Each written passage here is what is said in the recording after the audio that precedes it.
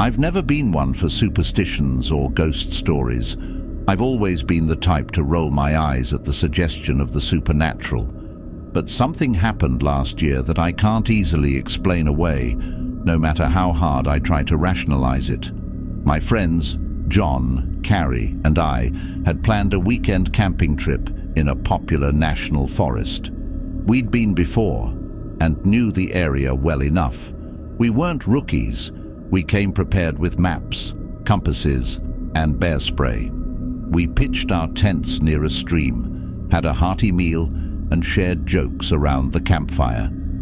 A usual camping night. As darkness settled, John, who loves folklore and myths, started recounting a local legend.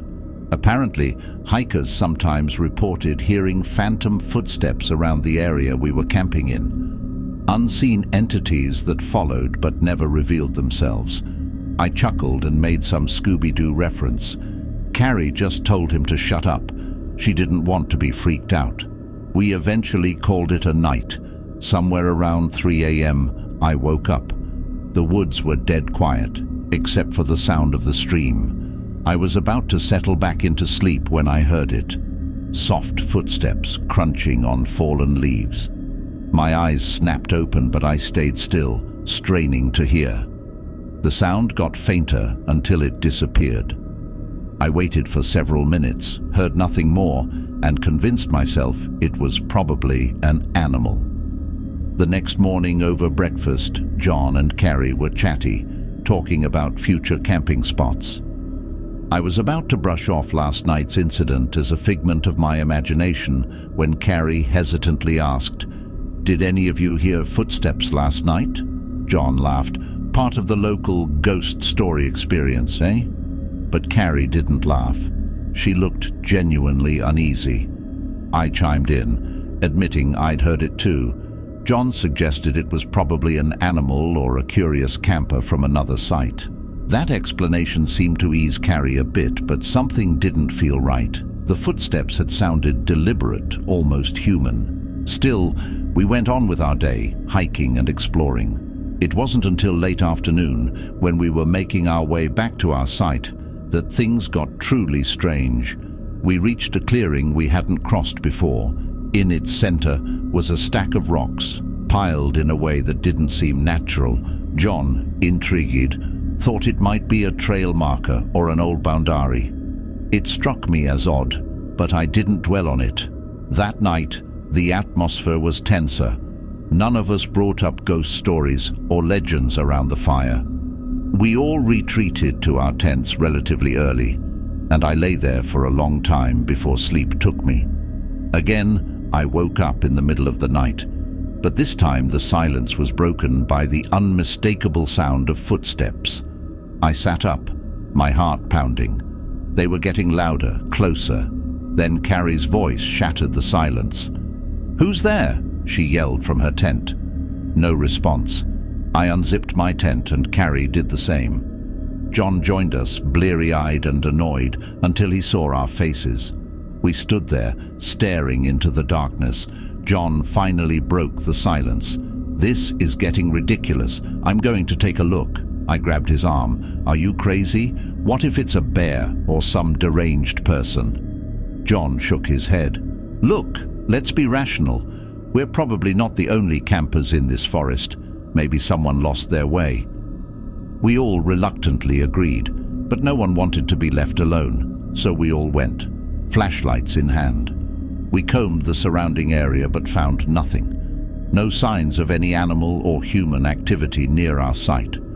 We went back to our tents, but none of us slept much for the rest of the night. Morning couldn't come soon enough. We quickly packed up and left, foregoing breakfast or any more exploration. We were silent for most of the drive back, each absorbed in our own thoughts, trying to make sense of the unexplainable. We've never talked about that night since. It's as if we've all silently agreed to leave it unspoken, unsure of how to address the creeping doubt that lingers in the corners of our minds. Rational explanations seem just beyond reach, and what's left is the uncomfortable realization that sometimes not all things can be neatly explained away. I've been camping since, but never at that forest. And I can't shake the unnerving feeling that sometimes, when we venture into the wilderness, we might not be as alone as we think we are.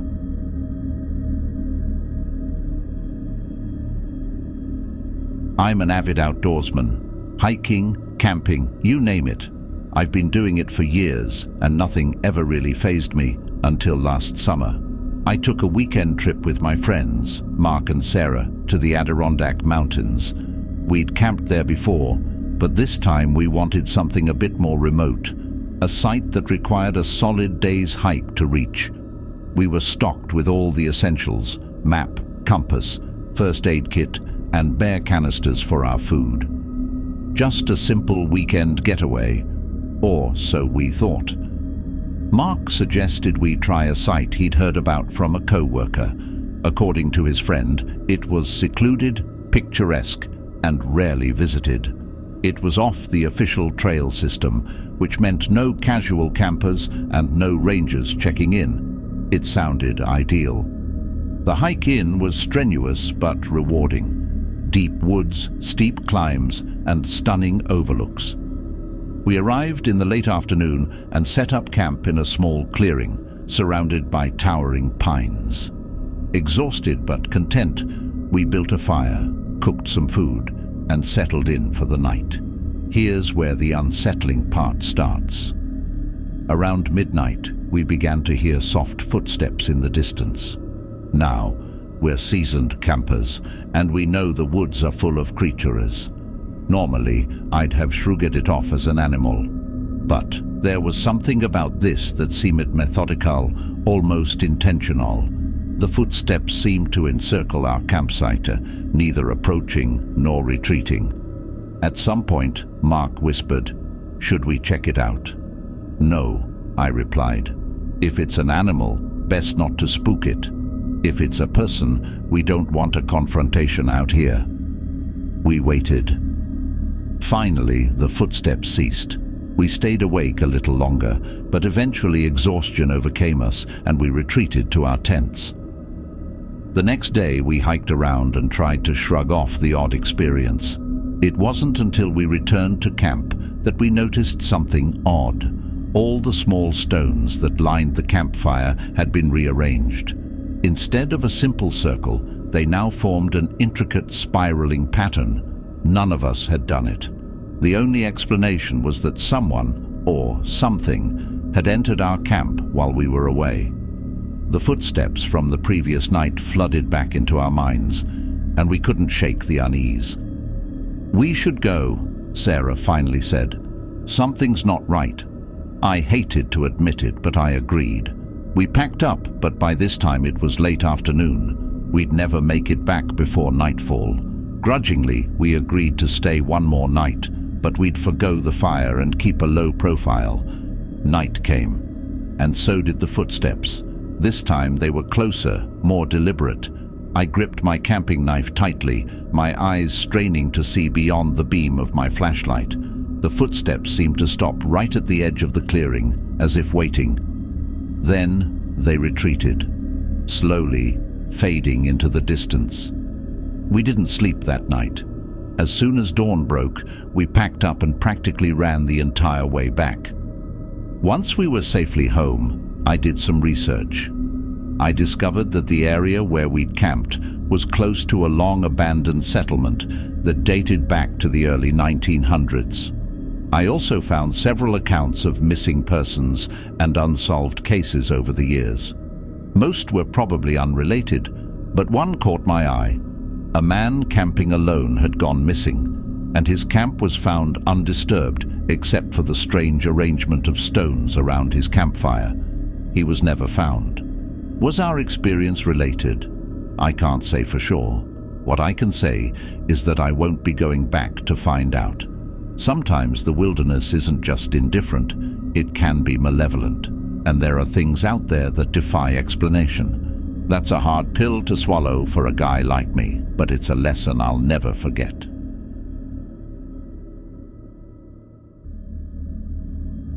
I used to love camping. I loved the sense of isolation, the relationship between you and the uncharted wilderness. but after what happened last year, I've become less keen on the idea. My friend Alex and I had always talked about camping in the Bewitched National Forest, a place that's remote but breathtakingly beautiful. There was a specific campsite that locals sometimes referred to as the hiker's paradise, but it was a solid 10-mile trek into the forest. We thought it would be an incredible adventure, and we couldn't have been more wrong. You see, the Bewitched National Forest has been the site of some real-life mysteries. Several hikers have gone missing in the area over the years, their disappearances largely unsolved. One story that always got to me was the disappearance of a local man named Timothy. He went hiking there alone and was never found. They said search dogs went absolutely berserk during the search and wouldn't proceed past a certain point on the trail. Alex and I reached the campsite late afternoon. It was as magnificent as they said, a clear, open space next to a river, surrounded by enormous pine trees. We set up our tents and started a fire, and as the sun dipped below the horizon, we began to relax. The first strange occurrence happened just after midnight. We were both awakened by a sound echoing through the forest, a faint but distinct metallic clang. It was rhythmic, occurring every 30 seconds or so. I dismissed it as the wind knocking something around until Alex mentioned that there was no wind that night, and we were 10 miles from the nearest road or campsite. Nevertheless, we eventually fell back to sleep, attributing it to some obscure natural occurrence. The next morning, we decided to explore the area. About half a mile from the campsite, Alex spotted something hanging from a tree. As we got closer, we realized it was a locket. It was rusted but seemed relatively new. Opening it, we found a picture of a woman and a little girl, obviously loved ones. Whose was it? How did it get here? We were miles from any market trail. We felt a bit uneasy, but decided to take it back to camp and turn it into the ranges on our way back. That night, the atmosphere was tense. We didn't talk much, both of us uneasy from the day's discovery. We doused the fire around 10 p.m. and retreated into our tents. Just as I was about to fall asleep, I heard footsteps outside. I convinced myself it was just an animal until I realized that whatever it was walked on 2 legs. My mind raced. It couldn't be another person. We were too far out. I dared not make a sound. Then I heard a voice. It was a faint whisper, indecipherable but unmistakably human. I froze. The footsteps approached my tent, and the voice became clearer. It was chanting something, softly, rhythmically. The sound circled my tent, then stopped. Silence. Just when I thought it was over, my tent's zipper started to move. Slowly, excruciatingly slow, it began to unzip from the outside. I had no weapons, no bear spray, nothing. My heart pounded in my ears as I prepared for whatever was coming. Then, just as suddenly, it stopped. The zipper remained halfway open, and the forest went silent. I mustered the courage to look out, gripping a flashlight, but there was nothing there. Morning couldn't come soon enough. As soon as it was light, we packed up, abandoning most of our gear. The tension was palpable, but neither of us spoke of last night. We just wanted to get out. Halfway back, Alex stopped abruptly. "I forgot my phone," he said, his face drained of color. "I left it at the campsite." We debated whether it was worth going back for. Eventually, he decided he'd go alone and catch up with me. It was a decision we'd both regret. Hours passed, and there was no sign of him. Just as I was about to backtrack, I heard footsteps. It was Alex, sprinting toward me, his face pale, eyes wide with terror. "We need to go now," he said, panting. I've never seen him so scared. He wouldn't say what happened, only that we needed to leave immediately. When we finally reached the car, he broke down. He said when he got back to the campsite, he saw a figure standing by the river, dressed in ragged clothes. The figure turned toward him, and he recognized the face. It was Timothy, the man who had disappeared years ago. I didn't know what to believe. My own experience had already pushed me to the edge, and now this? We turned over the locket and reported what we'd seen and heard to the park rangers. Skeptical but concerned, they said they'd investigate. Months later, I read a news article that chilled me to the bone. A group of hikers had discovered a makeshift grave near the site where we had camped. It was Timothy. His body was found with a locket clutched in his hand, a locket with a picture of a woman and a little girl. I don't know how to explain what happened to us in that forest, but I do know that it wasn't normal. We later found out that the metallic clang we'd heard was identified by locals as a sound often heard in areas where forest spirits were believed to reside. Whether it was spirits, the lingering energy of a lost soul, or something else entirely, I can't say. What I can say is that some places on this earth are best left unexplored, and some sounds, especially in the dead of night, are warnings to heed. I haven't been camping since. Hey everyone, before you go, if tonight's story gave you chills, or even if it kept you on the edge of your seat, do us a favor, hit that like button below. It helps us know what types of stories really get your pulse racing, and if you haven't yet, make sure to hit the subscribe button and ring that notification bell. That way, you won't miss out on any future tales of terror that we have waiting just for you. Believe me, you're going to want to stick around for what's coming up next. Finally, if you think this story was terrifyingly good, share it with your friends, share it with your family, share it with anyone you think could handle the spookiness. Spread the fear far and wide. Let's grow this horrifying community together. Until next time, stay safe, and remember, the next time you think you're alone, you might not be. Good night.